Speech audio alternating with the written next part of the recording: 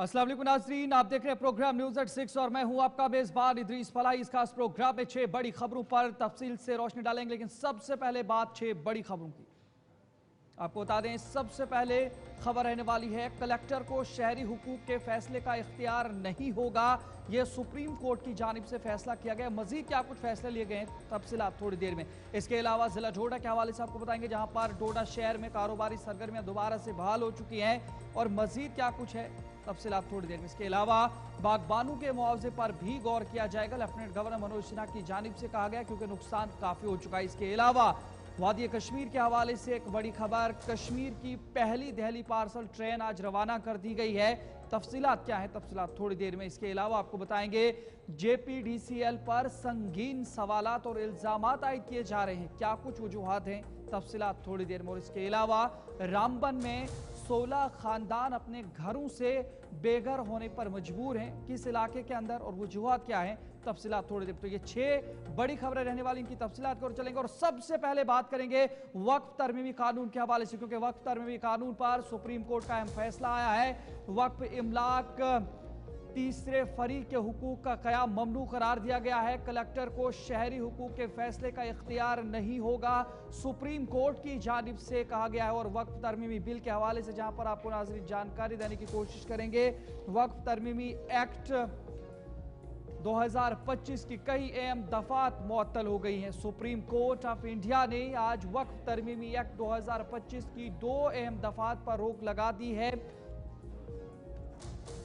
अदालत उज़्मा के सबूरी हुक्म से वक्फ बनाने वालों को राहत मिली है और जायदाद के हुकूक भी महफूज रहे हैं, जब तक के कानून की आईनी हैसियत पर फैसला नहीं हो जाता। Chief justice of India BR गवाई और जस्टिस AG मसीह की बेंच ने दफा 3 शिक 1 आर पर रोक लगा दी है, जिसके तहत वक्फ बनाने वाले शख्स के लिए लाजमी करार दिया गया था कि वो कम अज कम 5 साल से अमली मुसलमान हो। अदालत ने कहा कि यह दफा उस वक्त तक मुअत्तल रहेगी जब तक रियासती हुकूमतें वाज़ेह ज़वाबित नहीं बनाती।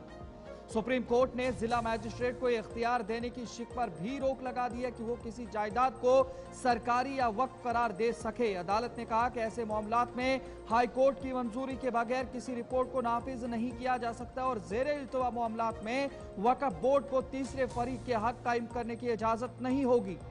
अदालत ने हिदायत दी है कि रियासती वक्फ बोर्ड में गैर मुस्लिम अराकीन की तादाद 3 से ज्यादा न हो और मरकजी वक्फ कौंसिल में 4 से ज्यादा न हो। अदालत ने सिफारिश की कि जहां तक मुमकिन हो एक्स ऑफिशियो मेंबरान मुसलमान ही हों, ताकि वक्त की मजहबी नौइयत बरकरार रखी जा सके।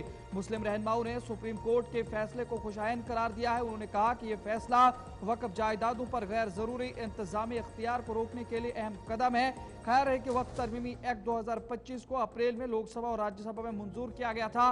बात जम्मू कश्मीर की भी अगर करेंगे तो जम्मू कश्मीर के जितने भी लीडरान हैं और खासकर मुफ्ती आजम नासरुल इस्लाम की जानिब से भी इस पर बयान जारी किया गया है और उन्होंने भी जहां पर कुछ तरामीम के हवाले से बात की है, वहीं पर कुछ शिकू के हवाले से खुशानंद कदम करार देते हुए उन्होंने भी वजाहत दी है। लेकिन वक्फ तरमीमी बिल के हवाले से वज़ीर आला उमर अब्दुल्ला की जानिब से क्या कुछ कहा गया आपको बता दें, क्योंकि वज़ीर आला जम्मू कश्मीर उमर अब्दुल्ला ने इस फैसले को खुशाइन करार दिया और कहा कि सुप्रीम कोर्ट ने वक्फ की जायदाद को महफूज करने के लिए इंतहाई बेहतरीन इकदाम किए हैं। अक़लियत को इस फैसले से काफ़ी राहत मिलेगी। वज़ीर आला उमर अब्दुल्ला की जानिब से क्या कुछ कहा गया, मज़ीद सुनते हैं।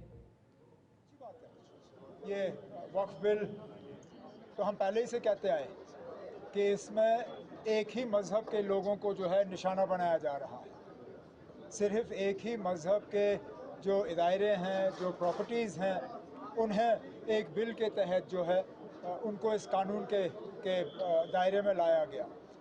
अच्छी बात है कि सुप्रीम कोर्ट ने भी इस चीज़ को समझा है और उसका एक बहुत मेन इशू जहाँ पे हुकूमत का इल्ज़ाम है कि गैर कानूनी तौर जो है किसी वक्फ ने ज़मीन पे कब्ज़ा किया हुआ है। अब हुकूमत उस ज़मीन को वापस नहीं ले सकती जब तक कि अपनी पूरी कार्रवाई वो मुकम्मल नहीं करते। अच्छी बात है। इसमें जो बाकी कुछ ऑब्जेक्शनेबल हिस्से हैं, नाज़रीन, इसी तरीके से बात करेंगे जम्मू कश्मीर के हवाले से, क्योंकि सुप्रीम कोर्ट ऑफ इंडिया की जानिब से वक्त तरमीमी एक्ट 2025 की अहम दफात पर रोक लगाए जाने पर मुख्तलिफ सियासी जमातों ने सुप्रीम कोर्ट के फैसले को खुशाइंद करार दिया है। उन्होंने कहा कि यह फैसला वक्फ जायदाद पर गैर जरूरी इंतजामी इख्तियारात को रोकने के लिए अहम कदम है। क्या कुछ कहा गया, सुनते हैं। रिजर्व की थी अपनी जजमेंट, मुझे लगता है आज उन्होंने कंसिडर किया है प्लेंटिफ्स का रिक्वेस्ट और कई चीज़ों पर उन्होंने रोक लगाई है। ये हौसला अफजा बात है, क्योंकि कोर्ट ने सुना जहाँ पर ग्रीवेंस लोगों की थी उसको स्टे किया, और इससे एक फील्ड मिल जाएगा उन लोगों को भी और सरकार को भी। अगर किसी एक्ट में मज़ीद तरमीम की ज़रूरत हो, कोई इसको निकालने की ज़रूरत हो, तो मुझे लगता अच्छा है, गवर्नमेंट को भी मौका मिला और प्लेंटिफ्स का भी इसमें पॉइंट ठीक से आ गया। मैं इसको पॉलिटिकल नहीं देखता हूँ। हर सरकार का जो भी कानून होता है हमेशा उसमें तनकीद भी होता है, लेकिन ये चूँकि मज़हब के साथ मामला जुड़ा हुआ था, इसको हम सियासत के साथ जोड़ने के बजाय ये कहेंगे कि जो मुसलमान तंजीमें थी या जो कोर्ट में, तो मुझे कहीं ना कहीं ऐसा लगता है कि सुप्रीम कोर्ट ने इस कॉन्स्पिरेसी के को पे फुल स्टॉप लगा दिया है, और इस कॉन्स्पिरेसी पे जो ये फुल स्टॉप लगाया है, हमें पूरी उम्मीद है कि आगे भी जो जजमेंट होगी वो जस्ट होगी और रिलीजियस इंटरफेरेंस उसमें नहीं होगी। अदरवाइज़ क्या काम था स्टेट का लोगों से ये मांगना कि आप हमें प्रूव कीजिए कि आप 5 साल प्रैक्टिसिंग मुस्लिम्स हो या नहीं हो। तो this was not required at all, this was uncalled for, और इन्हीं सेक्शंस पे आज स्टे लगाया गया है। और मुझे पूरा यकीन है आगे भी ये जो जजमेंट है वो इसी स्पिरिट में आगे भी जस्टिस की तरफ जाएगी और रिलीजियस इंटरफेरेंस के खिलाफ होगी। तो मुझे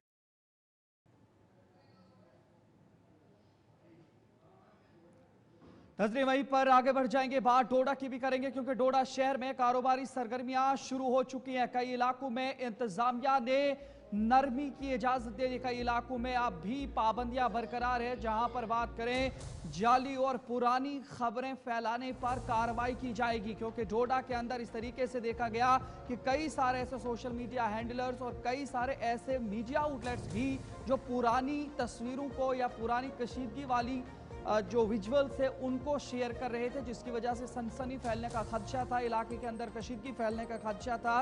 और इसी हवाले से जो पुलिस इंतजामिया है उनकी जानिब से कहा गया कि सख्त से सख्त कार्रवाई की जाएगी जो जाली और पुरानी खबरें फैलाने की कोशिश करेंगे, क्योंकि जिला इंतजामिया डोडा ने मौजूदा MLA डोडा ईस्ट महराज मलिक के आबाई इलाके तहसील कहरा और तहसील चिली पिंगल के अलावा पूरे जिला डोडा से दफा 163 BNSS की पाबंदियां हटा दी हैं और लोगों को हस्बे मामूल अपने अमूर के अंजाम दही के लिए अमन अमान के साथ काम करने की इजाज़त दे दी। और जिला भर में आज बाजारी सरगर्मियां बहाल रहीं, ताहम कस्बे के हसास मकामात पर फौजी दस्तों की तैनाती अमन व अमान को बरकरार रखने के लिए रखी हुई है, ताकि अमन व खुशहाली में नासूर रखना डालने की कोशिश ना करें। ताहम ये पाबंदियां 9 सितंबर 2025 को तब लगाई गई थी जब MLA महराज मलिक के ऊपर कानून नाफिज करने वाले इदारों ने PSA एक्ट आयद किया था और उसे गिरफ्तार करके कठुआ जेल में बंद कर दिया गया, जिसके बाद इलाके में कशीदगी बढ़ गई थी और पूरे जिला डोडा में इंटरनेट खिदमात भी मुअत्तल कर दी गई थी।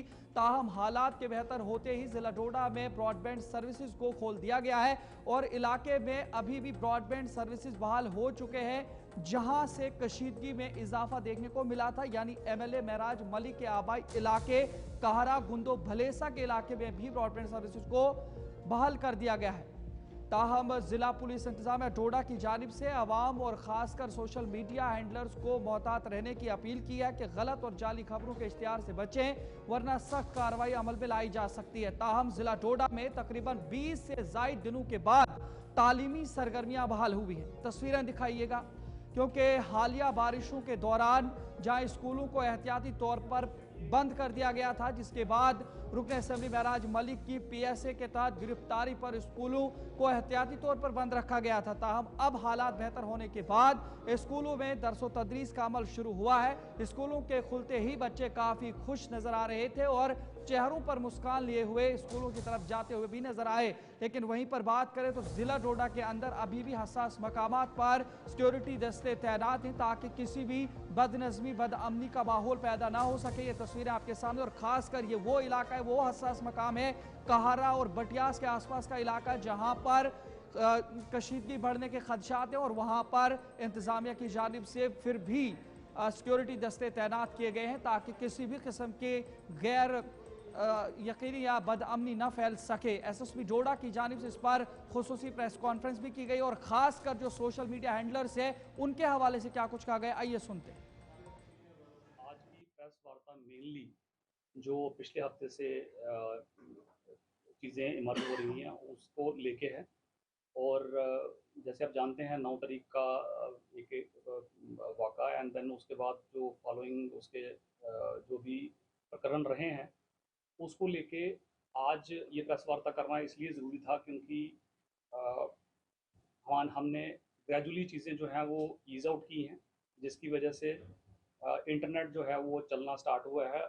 वो पर्टिकुलरली वाईफाई डिजिटल जो अपने ब्रॉडबैंड वाईफाईज़ हैं वो चलना स्टार्ट हुए हैं और देखा ये जा रहा है कि बड़े सारे कुछ वेरीफाइड कुछ अनवेरीफाइड अकाउंट्स जो हैं पुरानी वीडियोस और बहुत ज़्यादा जो है वो भड़काने वाले वीडियोस जो हैं वो उस पर डाल रहे हैं। तो आप लोगों को जो है वो इसलिए मैंने यहाँ पे बुलाया है और आपको कष्ट दिया है वो इसलिए है कि ये डिस्ट्रिक्ट मजिस्ट्रेट द्वारा 3 तारीख को ऑलरेडी इसमें एक DM ऑफिस से एक ऑर्डर 163 BNSS में निकला हुआ है जिसमें जितने भी डिजिटल प्लेटफॉर्म्स हैं या जितनी भी सोशल मीडिया के जो यूज़र्स हैं। तो नाज़रीन आपने देखा कि किस तरीके से ज़िला पुलिस डोडा की जानिब से बयानात जारी किए गए, लेकिन इसी पर आज क्या कुछ सूरत हाल रही, अभी क्या कुछ जब बहाली का काम शुरू हुआ डोडा के अंदर, अमन अमान का काम शुरू हुआ, तो क्या कुछ सूरत हाल रही, इसी पर हमारे साथ डोडा से विकास बनहास जुड़े हैं, इस वक्त जानकारी लेने की कोशिश करेंगे। विकास बताइएगा, जहां पर कई दिनों के बाद इस तरीके से देखा गया कि लोगों को राहत मिल पाई है, इलाके के अंदर अमन अमान फिर से कायम देखने को मिला है, तो आज दिन भर क्या कुछ सूरत हाल रही? जी विकास। के बाद पहले से ही यहाँ पर जो है लागू कर दी थी और उसके बाद तमाम बैरियर या नाकाबंदी जो है हर जगह पर देखने को मिल रही थी और ऐसे में अभी जो है बिल्कुल आज के दिन स्कूल भी खुले, कॉलेज भी खुले और तमाम बच्चे अपने स्कूलों की तरफ रवाना भी हुए क्योंकि इंटरनेट सेवाएं जो है कल ब्रॉडबैंड सेवा बहाल कर दी। ऐसे में जो सहारा तहसील और सीधे फिंगर तहसील आती है जी वहाँ पर अभी भी सेक्शन 163 लागू है और वहाँ जो पटियाल उस एरिया का आता है फिलहाल वहाँ पर इंटरनेट सेवाएं भी जो है बंद है। तो ऐसे में सेक्शन 163 अभी जो जानकारी मिल रही है अभी कुछ दिन तक और लगी रहेगी क्योंकि वहाँ पर किसी तरह की भी कोई प्रोटेस्ट ना हो, किसी तरह का कोई इस तरह का कोई हंगामा ना हो जिसकी वजह से लॉ और ऑर्डर में कोई खराबी हो। एडमिनिस्ट्रेशन लगातार उस एरिया को मॉनिटर कर रही है अभी भी। विकास, मैं ये आपसे जानने की कोशिश करूंगा, जिस तरीके से superintendent of police Sandeep Mehta की जानिब से भी ये जानकारी दी गई कि कई सारे ऐसे सोशल मीडिया हैंडलर्स और अकाउंट्स को बंद कर दिया गया है, 300 के करीब बंद कर दिया गया है और मजीद ऐसी कार्रवाइयां हो सकती है क्योंकि जो इलाका है कशीदा हालात को बनाने की कोशिश की जा रही है, कुछ लोगों की जानिब से इसमें रखना डालने की कोशिश की जा रही है। तो क्या ऐसी कार्रवाइयां जो हुई हैं उसके बाद इस तरीके की और एक्टिविटीज देखने को मिली है सोशल मीडिया पर, या कुछ ऐसे मीडिया हैंडलर्स हैं जो पुरानी वीडियो शेयर करते थे, क्या उनमें कोई रोकथाम हो पाई है? देखिए ये बिल्कुल सही बात है क्योंकि जैसे ही ब्रॉडबैंड सेवा डोडा के अंदर बहाल हुई उसके बाद तुरंत वीडियो जो है अलग अलग सोशल मीडिया हैंडल पर चाहे फिर 8 सितंबर या 9 सितंबर की वीडियो थी या फिर उसके बाद वाली वीडियो थी, चाहे फिर इंस्टाग्राम, फेसबुक को, यूट्यूब को, ये तमाम जगहों पर इस तरह की चीजें देखने को मिल रही थी। ऐसे में यहाँ की बड़ी कार्रवाई की है और साथ ही कहा कि जो फेक वीडियो वायरल कर रहे हैं, जो इस तरह की कोई चीजें कर रहे हैं उनके ऊपर सख्ती भी बरती जा रही है और इस तरह की वायलेशन ना करें जिसकी वजह से कानून को आपके ऊपर कोई कड़ा कदम उठाना पड़े या फिर जेल की सलाखों में जाना पड़े। ये तमाम चीजें और इस तरह की चीजें आज प्रेस कॉन्फ्रेंस में भी रखी उन्होंने।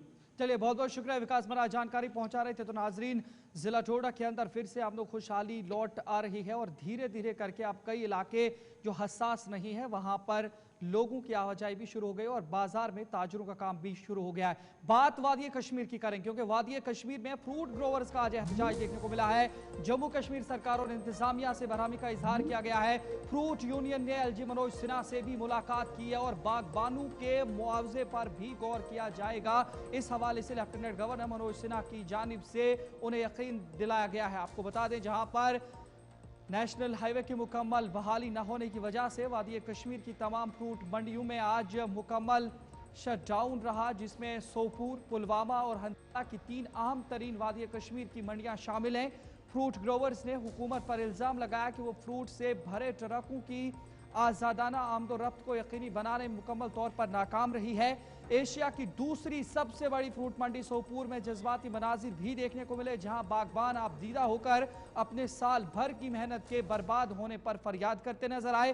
कई किसान फूट फूट कर रोने लगे और इल्जाम लगाया है कि हुकूमत खामोश तमाशाई बनी हुई है, जबकि उनका माल सड़कों पर सड़ रहा है। फ्रूट ग्रोवर्स ने यह भी इल्जाम लगाया कि लोहे और दीगर अशिया से भरे ट्रकों को गुजरने नहीं दिया जा रहा है, मगर फ्रूट से लदे ट्रकों को जानबूझकर रोका जा रहा है। फ्रूट ग्रोवर्स का यह भी कहना है कि सैकड़ों ट्रक कौमी शाहरा पर दरमांदा हैं, जिससे बागबानों को भारी माली नुकसान बर्दाश्त करना पड़ रहा है।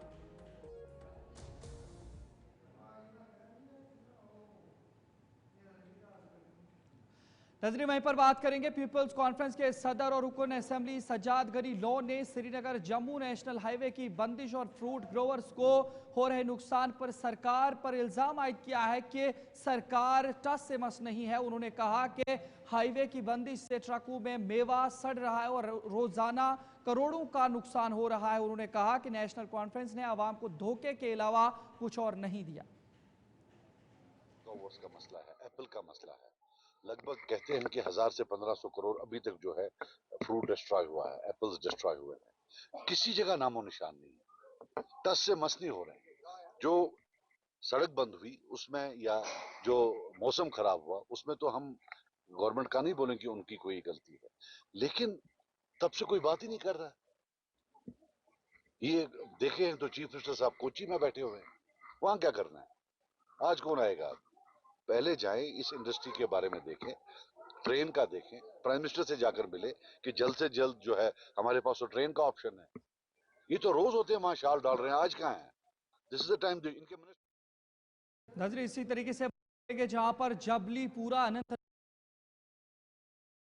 एहतजाज दर्ज करवाया है। आपको बता दें, हुकूमत के खिलाफ नाराजगी का इजहार किया गया है। पीडीपी रहनुमा इल्तिजा मुफ्ती ने भी फ्रूट मंडी जाकर ताजरों और फ्रूट ग्रोवर्स से मुलाकात की, जिस दौरान उन्होंने नेशनल कॉन्फ्रेंस हुकूमत को हद पे तनकीद बनाया। जबलपुरा मंडी में फ्रूट नेशनल कॉन्फ्रेंस हुकूमत के खिलाफ शदीद एहतजाज आज देखने को मिला और इस हवाले से वहां पर सबसे पहले जो फ्रूट ग्रोवर्स हैं या जो ताजिर हैं उनकी जानिब से क्या कुछ कहा गया और उसके बाद पीपल्स डेमोक्रेटिक पार्टी की रहनुमा इल्तिजा मुफ्ती ने क्या कुछ कहा, सुनाते। देखिए, ये आप जो देख रहे हैं माल सड़ा हुआ, ये माल नहीं है, ये हमारा खून है। बिल्कुल, ये हमारा खून है। खून सड़ रहा है। कहाँ पे बैठा है हमारा मोदी? कहाँ पे बैठा? हमारे पास इतना काबिल फौज है, जब इनको सरेंडर करना चाहिए फौज के हवाले रोड कर दो। फौज 24 घंटे में ये रास्ता खोलेगा। हम फाका कशी कर रहे हैं, हम कल खुदकुशी करेंगे अगर आज रोड थ्रू नहीं हुआ, हम कल खुदकुशी करेंगे। ये अल्टीमेटम है। ये इधर जबलीपुरा मंडी में कम से कम 100 लोग कल खुदकुशी करेंगे अगर आज रोड नहीं खुला है।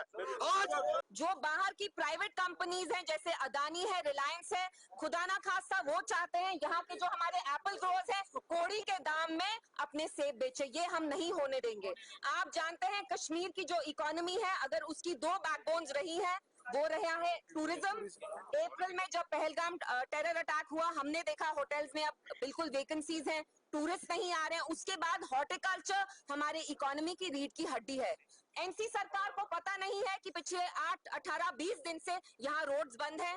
एक बहुत छोटा पैच है नेशनल हाईवे का 150 मीटर, क्या वो भी ठीक नहीं कर सकते? क्या आरएनबी भी एलजी साहब के अंडर आता है? क्या हॉर्टिकल्चर भी एलजी साहब के अंडर आता है? तो कहीं ना कहीं NC government is in cahoots with private companies.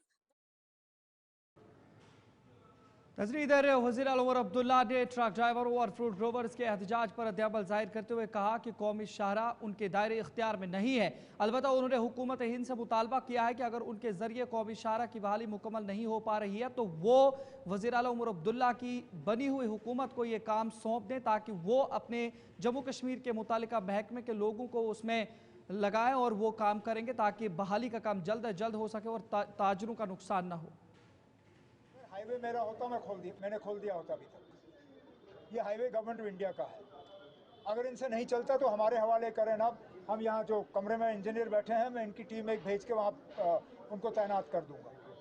हमें अब बहुत हो गया है, हमने सब्र से काम लिया क्योंकि ये रोज़ हमें कहते थे कि आज होगा आज होगा आज होगा, लेकिन नहीं हो रहा। तो आज मैं यहाँ इन 2 प्रोग्रामों से जो है फारिग होके मैं यूनियन हाईवेज़ को जो मिनिस्टर हैं गडकरी साहब, उनसे फ़ोन पे बात कर लूँगा कि हमें फटाफट जो है ये हाईवे हमारे हवाले किया जाए, इसको रिस्टोर करके जो है ट्रकों के लिए जो है ये इसको खोल दिया जाए। लेकिन उसके साथ साथ मैं रेलवे मिनिस्टर साहब से भी गुजारिश करूँगा कि एक ट्रेन चलने से कुछ नहीं होगा। आपने एक ट्रेन जम्मू कश्मीर के लेफ्टिनेंट गवर्नर मनोज सिन्हा ने बडगाम से आदर्श नगर दिल्ली के लिए पहली खुसूसी पार्सल ट्रेन को हरी झंडी दिखाकर आज रवाना किया है। ये नई fruit train service fruit growers और ताजरों के लिए बड़ा कदम करार दिया जा रहा है, जिसके जरिए वादी के ताज़ा सेब और दीगर जरी अजनास तेजी से मुल्क के मुख्तलिफ हिस्सों तक पहुंच सकेंगे। लेफ्टिनेंट गवर्नर मनोज सिन्हा ने इस मौका पर कहा कि इक़दाम वज़ीर-ए-आज़म नरेंद्र मोदी की क़यादत में एक नए तिजारत और कारोबारी दौर की शुरुआत है। इस सहूलत से न सिर्फ वक्त की बचत होगी बल्कि किसानों की आमदनी में भी इजाफा होगा और जरी मईशत को नई रफ्तार देखने को मिलेगी। साथ ही बार बार कौमी शाहराह की बंदिश से फ्रूट ग्रोवर्स और ताजरों को जो नुकसान उठाने पड़ रहे हैं, उस सिलसिले में आज फ्रूट यूनियन के कुछ लोग उनके साथ मुलाकात करने के लिए गए और उसके बाद लेफ्टिनेंट गवर्नर सिन्हा की जानिब से उन्हें यकीन दहानी कराई गई है। उनमें उन्होंने कहा कि सभी ट्रक ड्राइवर के मसाइल भी जो हल होंगे उस पर भी राहती बयान दिया, जिसमें उन्होंने कहा कि जो ट्रक हैं फ्रूट्स के तरजीही क्लियरेंस होगी और शाहराह कल तक मुकम्मल बहाल होने के हवाले से उन्होंने यकीन दहानी कराई है। बागबानों के मुआवजे पर भी गौर होने का यकीन दिलाया है। इस हवाले से फ्रूट यूनियन की जानिब से बाद में जानकारी दी गई, लेकिन ट्रेन के हवाले से आपको कहेंगे कि लेफ्टिनेंट गवर्नर मनोज सिन्हा ने जब इसे हरी झंडी दिखाई उसके बाद क्या कुछ कहा है, सुनाते। या बाकी भी यहाँ से ट्रांसपोर्ट मैं मानता हूँ कि यहाँ आर्थिक उन्नयन में इस ट्रेन का बड़ा योगदान होगा। आए दिन हम देखते हैं कि टोपोग्राफी के कारण, भारी बारिश के कारण नेशनल हाईवे कभी कभी बंद हो जाती है, इससे काफी फ्रूट ग्रोवर्स को नुकसान हो रहा था। मैं समझता हूं कि आने वाले कुछ दिनों में एक बहुत ही बेहतर परिवहन की सुविधा रेलवे ने प्रारंभ की है। मैं रेलवे भारतीय रेल को धन्यवाद देता हूं और मुझे लगता है कि इससे यहाँ जम्मू कश्मीर का एकीकरण। नाज़रीन आगे बढ़ जाएंगे तो बात करेंगे JPDCL यानी कि जम्मू पावर डेवलपमेंट, जिस तरीके से एसोसिएशन उन पर संगीन इल्जामात और सवालात आयद किए गए हैं। CBI और ACB शिकायत ज़ेर इल्तवा हैं। सर्विस रूल्स की खुली खिलाफ वर्जियाँ की जा रही हैं। इस हवाले से हम नहीं बल्कि इस वक्त जो महकमा है उनकी जानिब से जो रिपोर्ट सामने आ रही है उसमें खुलासा किया गया और सरकारी रिकॉर्ड से इंकिशाफ हुआ है। पावर डेवलपमेंट डिपार्टमेंट सुबह जम्मू और Jammu power distribution corporation limited यानी JPDCL के कामकाज पर उस वक्त बादल छा गए जब सरकारी दस्तावेजात में इंकिशाफ किया गया कि मुल्क की आला तरीन तफ्तीशी एजेंसियों की जानिब से रेफर किए जाने के बावजूद चंद सीनियर अफसरान के खिलाफ बदउनवानी की संगीन शिकायत पर कार्रवाई नहीं की गई है। ये हम नहीं बता रहे हैं बल्कि महकमे का दफ्तरी रिकॉर्ड इस बात को जाहिर करता है कि चंद ऐसे अफसरान हैं जो इसमें मुबैना तौर पर मुलविस हैं और इब्तदाई तौर पर इसमें एक ऐसा अफसर भी शामिल है जिसको साल 2001 में जूनियर असिस्टेंट के तौर पर तैनात किया गया था और फिर 2006 में जूनियर स्टेनोग्राफर के तौर पर 2005 से साबका अफसर के साथ रखा गया। हैरान कुन तौर पर 1981 के SRO 381 की सरी खिलाफ वर्जी करते हुए उन्हें इसी तारीख से सीनियर स्टेनोग्राफर का ग्रेड भी दिया गया। सर्विस रूल्स की खिलाफ वर्जी के अलावा मज़कूरा अफसर पर बदउनवानी के संगीन इल्जामात भी आयद हैं और इसके खिलाफ 2 बड़ी शिकायत CBI और ACB के पास ज़ेर इल्तवा है। और ये कोई आम शिकायत नहीं है, बल्कि ये ऐसे मामलात हैं जो सेंट्रल ब्यूरो ऑफ इन्वेस्टिगेशन यानी सीबीआई और एंटी करप्शन ब्यूरो यानी एसीबी दोनों तक पहुंच चुके हैं, जो आला इदारों को बदउनवानी और सरकारी ओहदे के गलत इस्तेमाल की तहकीकात का हुक्म देते हैं। ताहम हुकूमत के deputy secretary power development department की वाज़ेह हिदायत थी कि मामले पर कार्रवाई की जानी चाहिए और तामील की रिपोर्ट पेश की जानी चाहिए। महीनों और बरसों गुजरने के बावजूद कोई सख्त कार्रवाई शुरू नहीं की गई है। इस वाज़ेह बेअमली ने अब अवामी गम और गुस्से को भड़का दिया है। शहरी खुलेआम इंतजामिया की साख पर सवाल उठा रहे हैं। मुबस्सिरीन का कहना है कि अगर सीबीआई और एंटी करप्शन ब्यूरो के सामने ज़ेर इल्तवा शिकायत को नज़रअंदाज किया जाता है तो एक खतरनाक इशारा देता है कि इंतहाई मोतबर तफ्तीशी इदारे भी एहतसाब को यकीनी नहीं बना सकते जब नीली आंखों वाले एहलकार इसमें मुलविस हों। और ये अब ये जो हुक्मनामा है ये भी आप देख सकते हैं, तो बड़ा इंकिशाफ, बड़े सवालात, जहां पर जम्मू पावर डेवलपमेंट डिपार्टमेंट के हवाले से बात करेंगे तो उसके अंदर ये बदउनवानी के जो मामलात हैं जहां पर कार्रवाई का हुक्म दिया गया था साल 2023 के अंदर, लेकिन अभी तक इसमें कोई कार्रवाई नहीं की गई है।